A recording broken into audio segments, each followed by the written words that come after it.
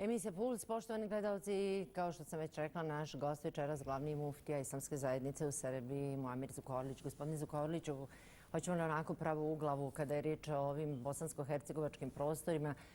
U posljednje vrijeme kalkulisalo se sa vašim imenom kao novim raisom Islamske zajednice u Bosni i Hercegovini. Koliko je to realno? Pa sama činjenica da je priča o tome krenula 1,5 dana prije, i čak malo više nego li je vrijeme o tome govoriti, ukazuje na to da to nije ozbiljna tema ovoga trenutka. Ja sam već bio upitan i kazao sam da onako lično na prvi pogled ne vidim sebe na toj poziciji. Zašto? Pa zato što... Zašto kada važite od čovjeka od najvećeg povjerenja sadašnjeg raisa? Mustafa Efendi. To je svakako meni kompliment, ali mislim da je ta pozicija, da sam previše dinamičan za tu poziciju. Zašto ste dinamični za poziciju raisa, a niste dovoljno ste dinamični za poziciju muftije? Pa, previše dinamični za raisa. Ja sam do sada za ovih 18 godina u javnim funkcijama imao nekih 10-ak različitih funkcija. Ali je specifično to da nisam nikada došao na gotovu funkciju. Dakle, nikad nisam u prilike biti biran na neku funkciju koja je prije toga postojala. Ili, narodski rečeno, na gotovo.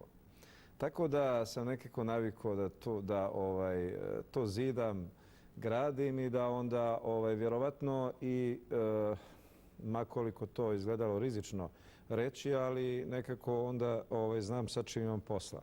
Dok doći na poziciju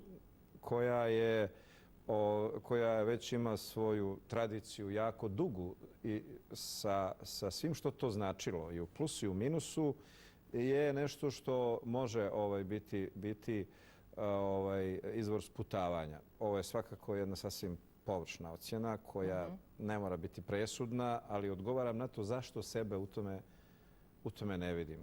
A da li a priori odbijate tu mogućnost? Pa mislim da bi to bilo neozbiljno. Bilo bi to neka lažna skromnost. Sada reći to me ne zanima. Mislim, svaki čovjek koji je kreativan i koji je u nekoj važnoj misiji ne može reći da mu visoke pozicije nisu izazov. Svakako da jesu. Možda ne primarno u mom slučaju kao pozicija. Za mene su izazovnije pozicije koje su onako nedovršene, klimave, u kojima se može kreirati i tako dalje. A koje su to sada te izazovnije pozicije? Da li recimo, iako znam da vi kažete da vi prihvatate raisa Islamske zajednice u Bosni i Hercegovini kao svog vrhovnog poglavara, ali da li je recimo rais Srbije neka pozicija za koju biste vi bili zainteresovani? Ne, naprotiv. To je nepostojeća pozicija za mene i mislim da je to pitanje suvišno zato što su moji stavovi po tom pitanju vrlo jasni. Jer takozvani rais Srbije je potpuno vještačka tvorevina koja ne može da opstane. Kao što nije mogla opstati odluka da se sjedište Rijaseta prebaci 30. godine kad je prebačeno iz Sarajeva u Beograd, opstalo je 6 godina. Čak, znači, evo, duplo više nego li ovo sada funkcioniše u ovom novom pokušaju, ali prosto nije moglo da opstane. Zašto? Zato što se radi o vjersko-tradicionalnoj poziciji, koja ne može da se tek tako instalira. Znate, sjedne tamo jedan političar, jedan hodža i ne znam ko još i kažu sad ćemo da imamo Rijaset u Beogradu. To tako ne ide. To nisu pozicije političke, to nisu pozicije menadžerske, to nisu pozicije poslovne i formalne i tako dalje, nego pozicija koja mora imati svoju tradiciju. Tradiciju Rijaset ima samo Sarajevo, ekskluzivno samo Sarajevo. Znači, na Balkanu, u svijetu, ne postoji drugi centar koji ima tradiciju Rijaseta. Jeste on bio rezultat jednih specifičnih okolnosti tada susreta i Austro-Ugarske i Turske i čak i raznih nagodbi, moram kazati. Ali definitivno posle 130 godina to je isključivo tradicija. A to znači u duhovnom, moralnom smislu isključivo pravo Sarajeva.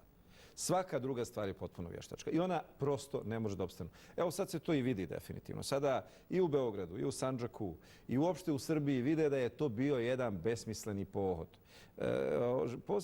Posebno je tragično što ta ideja o pokušaju instaliranja sjedišta crkava i vjerskih zajednica po mjeri Beograda nije novina. Znači, mi imamo negdje onaj poznati dokument doktora Stevana Moljevića, Homogena Srbija, koji prvi to poteže i kaže da će Srbija dati podršku crkvama isključivo koje imaju svoje poglavare i svoje sjedišta u Srbiji. Dakle, to je jedna ideologija mračna koja je, nažalost, dovela do raznih tragedija i, hvala Bogu, nadam se da je iza nas. Ali odatle vuku, taj pokušaj ponovno stvaranja takozvanog srpskog rijasveta je odatle. I on ne može opstati. I još iz jednog drugog razloga ne može opstati. Evo, ove 3 godine naše borbe u odbrani islamske zajednice su to pokazale.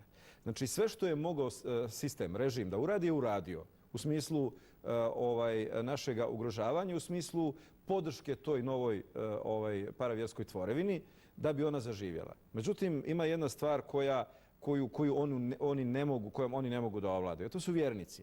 Jer ovdje nije u pitanju to sada vi date pečat, date matični broj, date pare, date ne znam podrške, ove podrške. Sve su to oni uradili. Ali ovdje ima nešto drugo. Koga to narod, odnosno vjernici, doživljava kao svoju duhovnu vertikalu? A vi mislite da vas doživljavaju? Ne da mislim, to je apsolutno tako i takvih je pokazatelja koliko god hoćete. Na čemu to temeljite? Pa, mi naravno da imamo i naše operativne pokazatelje koji se svakodnevno potvrđuju u džamijama, koji se potvrđuju akcijama Zekijata i Sadakatul Fitra, ali ću pokazati i primjer jedan najilustrativniji. Recimo, poznato je da kod nas muslimana ti naši vjerski Mubarek dani ili blagdani nisu fiksirani. I nekada na dan dva mi na početku lunarnog, dakle na mjeseca, mi ne znamo do početka uvijek da li je tačno toga dana, recimo Bajram. E sada, onda su vjerski autoriteti ti koji daju posljednju riječ o tome. Nikada u zadnje 3 godine se nije desilo da ova grupa iz Beograda objavi kad je Bajram dok mi ne objavimo. Nego uvijek čekaju da mi objavimo i onda kažu da, to je toga dana. Zašto? Jer ukoliko bi oni objavili, a onda bi mi objavili da je neki drugi dan, onda bi se vidjelo u narodu da li je narod prihvatio našu fetvu, da tako kažem, ili njihovu fetvu. Jer bi onda u manifestaciji Bajrama se vidjelo kada ljudi svetkuju Bajram, kada ga prihvataju. Mislite da bi među muslimanima, bošnjacima, kako gotovo da nazovemo, u Beogradu bilo prihvaćeno ono što vi kažete? Kod apsolutne većine muslimana u Srbiji, svih etničkih boja, i Bošnjaka, i Roma, i Albanaca, i još koje grupacije manje postoje, kod apsolutne većine bi bilo prihvaćeno. I u to apsolutno nema sumnje i to znaju i oni sami. I iz tog razloga, narodski rečeno, se ne izuvaju prije toga, prije nego li mi izdamo fetvu, odnosno kažemo tad je Bajram, onda oni isto tako urade. Samo nakratko da se vratimo na ovu priču o Rijasitu. A kako onda tumačite te optužbe i kritike vaših oponenata ili kritičara, kako god to da nazovemo, da ste se vi 90. godina nudili Miloševiću kao kandidata za reisa u Srbiji? Jako je teško demantovati laži, pogotovo one koje su beskrupulozne.